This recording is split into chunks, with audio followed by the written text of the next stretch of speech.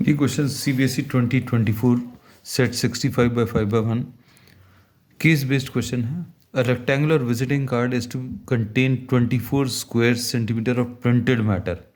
ये जो अंदर दिखाया हुआ है ये प्रिंटेड मैटर है, ठीक है। The margins at the top and the bottom of the card are to be 1 centimetre.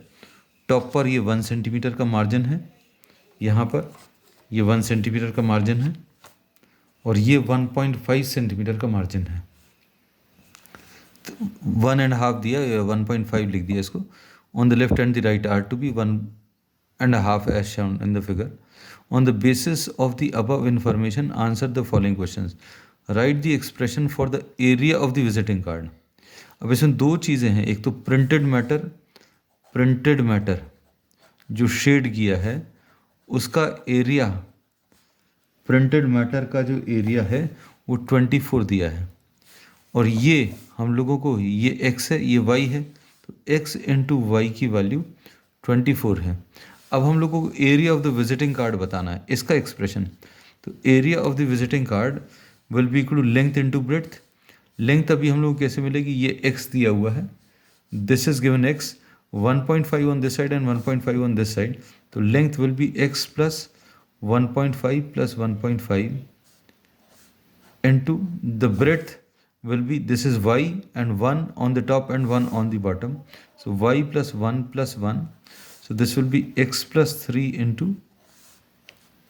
y plus 2. This will be the area of the visiting card. अब इसमें इन्होंने बोला right the expression for area of the visiting card, ये हो गया in terms of x, in terms of x लिखना है। अब ये देखना है, ये x के टर्म्स में अगर लिखना है तो y की वैल्यू 24/x अभी हम लोग रख सकते हैं, this will be x plus 3 into y की value 24/x plus 2, this will be the area. और अगर सिंप्लीफाई करके देना है तो this will be x into 24/x which will be 24 plus 2x plus 72/x and plus 6. This will be the area in terms of x. Obtain the dimensions of the card for minimum area. Area अगर minimum चाहिए तो dA/dx will be equal to 0.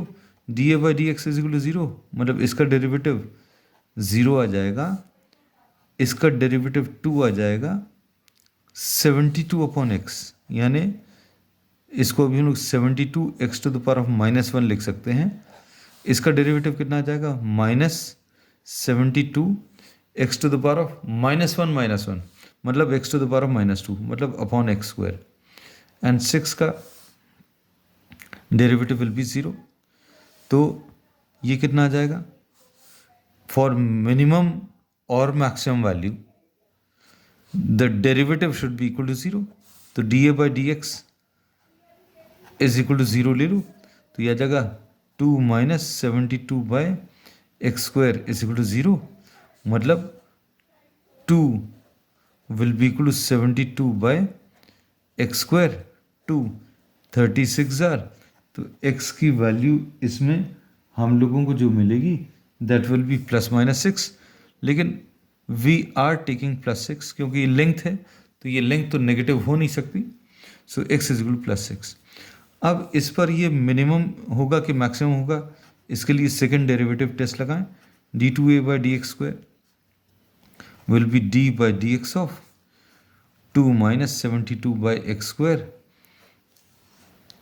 2 का derivative 0 और 72x to the power of -2, ये 72/x² को 72x to the power of -2, इसका differentiation कितना आ जाएगा, -2।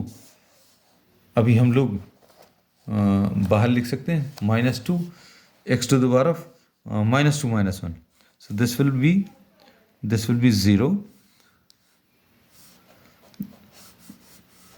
इधर लिख दे रहे हैं, the derivative of this will B 0, -72 into -2x to the power of -2 - 1, मतलब x³, so this will be 144/x³।